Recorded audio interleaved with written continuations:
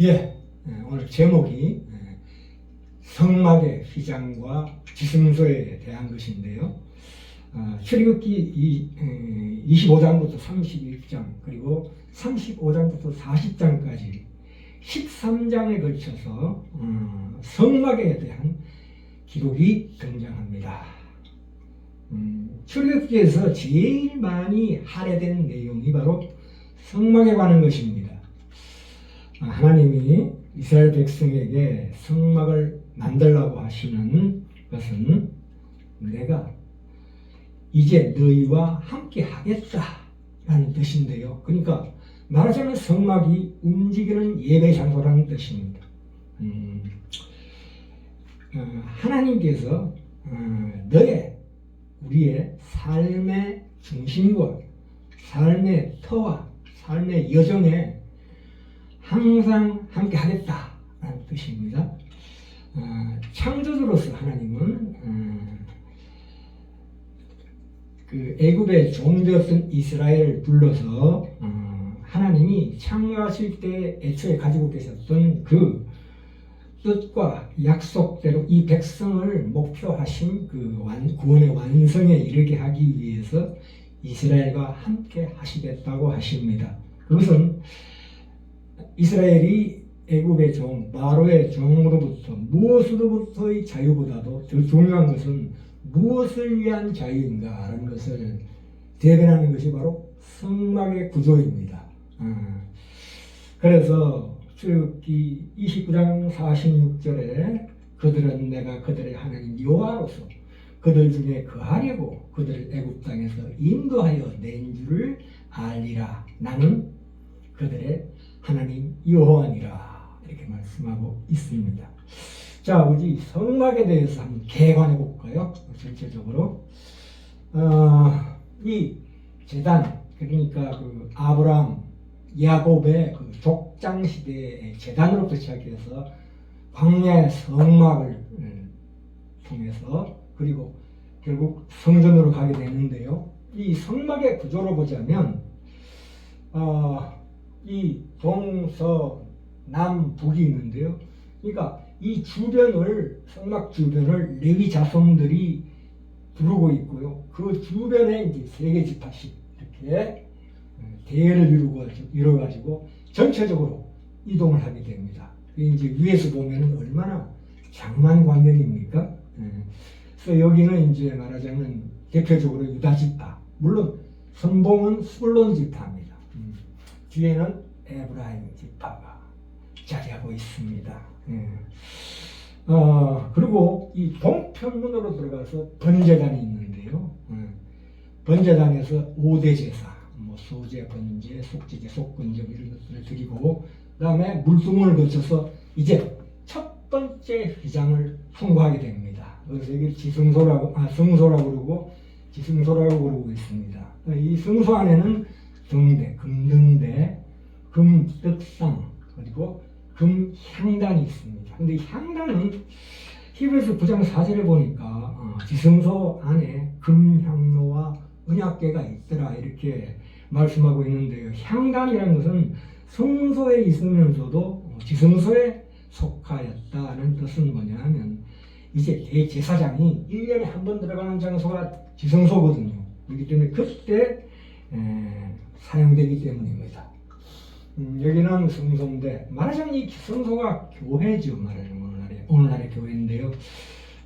이 신약 성도의 이해로는 이제 예수님께서 너희가 이 성전을 헐라 내가 사흘 만에 지으리라 하신 그거 자기 몸을 향해 말씀하신 것이라 이렇게 말씀하신 것처럼 예수님이 이 성막의 실체이신 것입니다. 이 교회란 것은 세상에 있는 거거든요. 그래서 이 성소가 교회의 상징이 되는 것입니다. 이 지성소라는 것은 에스겔이 43장에서 여호와 하나님의 보좌의 처소라고 나와 있습니다. 지성소가. 그런데 오늘날 다시 말해서 신약 성도의 관점으로서는 고린도전서 6장 19절에 이 전을 가리켜 지성소를 가리켜 성령의 전이라고 합니다. 그것이 뭘로 표현됩니까? 우리 신자의 몸으로 표현됩니다. 예수도 머리 된 그 몸이 바로 지성소예요. 그래서 성령의 전이 지성소다, 이런 뜻입니다. 그래서 바울이 골로새서 25장에서 골로새 1장 24절에서요. 1장 24절에서 나는 이제 너희를 위하여 받는 괴로움을 기뻐하고 그리스도의 남은 고난을 그의 몸된 교회를 위해 내 몸에 채우노라, 이렇게 말하고 있습니다. 그리스도의 남은 고난이 무엇일까요? 그것이 바로 교회입니다. 예수 그리스도께서 그 뜻이 뭐냐면 예수 그리스도께서 우리를 구원하고 그냥 천국 보내는 것으로 끝나는 것이 아니고 이제 구원한 우리를 완성시키기 위해서, 성막의 그 뜻과 똑같죠. 우리를 완성시키기 위해서 우리를 당신과 싹 묶으신 것입니다. 그것이 바로 성막의 실체입니다. 이 지성소 안에는, 그러니까 이 성소와 지성소 여기에 하나님의 임재가 머물러 있습니다. 성소와 지성소 위에 하나님의 임재가 머물러 있다고요. 근데 이제 이 여기에 말하자면 그 안에, 지성소 안에 언약궤, 법궤, 정거궤라고 그러죠. 정거궤 있는데 그 위에, 언약궤 위에 그룹의 천사, 그룹 천사가 이렇게 되어 있는데 그 사이가 속죄소예요. 거기가 말하자면 은혜의 자리. 거기에서 하나님께서 우리를 만나주시는 것입니다. 그런데 여기서 가장 중요한 것은 이 휘장입니다. 이 두 번째 휘장인데 이 두 번째 휘장이 가장 중요한 것입니다. 이 예수님의 육체를 상징합니다. 이 휘장이. 그래서 히브리서 6장 20절에 보시면 그리로 앞서가신 예수께서 멜기세덱의 반차를 쫓아 영원히 대제사장이 되어 우리를 위하여 들어가셨느니라, 이렇게 말씀하고 계십니다. 히브리서 1장 3절에 보시면 그는, 예수 그리스도는 하나님의 영광의 광채시여 그 본체의 형상이시라, 이렇게 말씀하고 있습니다. 하나님의 영광을 말하자면 우리 눈으로 감당할 수 있게 하기 위해서 그렇게 하셨다는 거지요. 십자가를 지셨다는 거지요. 말하자면 그 하나님의 영광의 광채여 본체의 형상이신 것을 직접 우리가 보지 못한다는 것입니다. 만일 하나님의 영광이 인간에게 이렇게 직시한다면 인간은 죽을 수밖에 없다고 출애굽기 3장에도 나오고요. 특별히 디모데전서 6장 16절에도 나오고 있습니다. 그래서 예수 그리스도의 한인격의 인성과 신성이 하나님으로서 인성을 취하신 분으로서 이 성소와 지성소가 자리하고 있다는 것입니다. 그래서 이 성소와 지성소를 가로지르는 이 두껍고 질긴 휘장이 위에서부터 아래로 찢어져서, 말하자면 이 지성소가 환하게 열려가지고 거기에 있는 생명과 불멸의 빛이 환하게 비치는 거예요. 그것이 바로 우리에게 주어진 영원한 하나님의 나라, 하나님과 함께하는 나라를 상징하고 있습니다. 그리고 그래서 히브리서 6장 19절에 보시면 우리가 이 소망이 있는 것은 영혼의 닷 같아서, 영혼의 닷이라는 게 무엇입니까?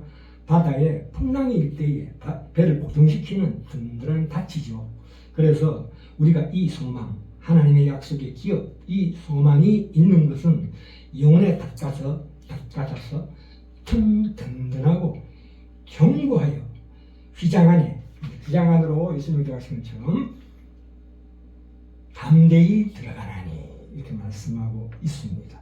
이것이 이 성막의 성소와 지성소, 특별히 이 불지 의장이 찢어졌다는 것은, 십자가로 말하면 예수 십자가로 말하면 찢어졌다는 것은 우리에게 그만한 이 성막으로 구조로서 보자면 너무나 큰 우리에게 하신 하나님의 큰 은혜라고 이해하셔야 합니다. 그리고 마지막으로 이 출애굽기를 보면은 이 성막을 어떻게 지어야 하느냐라는 하나님의 지시와 명령들은 마지막에 가서 어디로 갑니까? 안식일로 마무리되고 있습니다. 출애굽기 31장에 보시면 하나님의 계획과 작정과 약속이 그 안식일에 집중이 되고 있습니다. 이 안식일이 무엇입니까?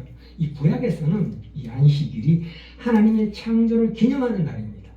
이 제7일이 말하자면 목적이 있는 것이 아니고 그 전에 6일 동안 하나님께서 지으신 이 창조 세계가 참으로 완벽하다. 그래서 더 이상 손댈 것이 없으니까 하나님이 쉬시는 걸로 나옵니다. 그래서 그것이 바로 안식으로 나가는 거죠. 그래서 오늘날의 주일로 바뀌었습니다. 그래서 우리가 우리에게 주신 이 안식일의 개념이 참으로 중요합니다.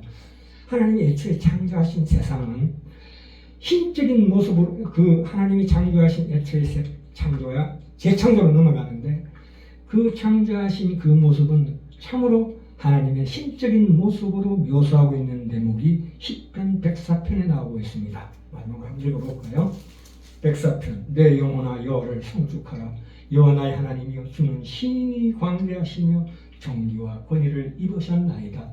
자 2절 3절 4절이 읽어볼까요? 주께서 옷을 입음같이 빛을 입으시며 이 우리가 우리 눈에 보이는 이 모든 천지 만물의 모든 빛들이 햇빛, 달빛, 별빛들이 말하자면 주께서 옷을 입음같이 빛을 입으시며 하늘을 휘장같이 치시며 물에 자기 누각에 들보를 얹으시며 구름으로 자기 수레를 삼으시고 바람 날개로 다니시며 바람으로 자기 사자를 삼으시며 화염으로 자기 사역자를 삼으신다고 말씀하고 있습니다.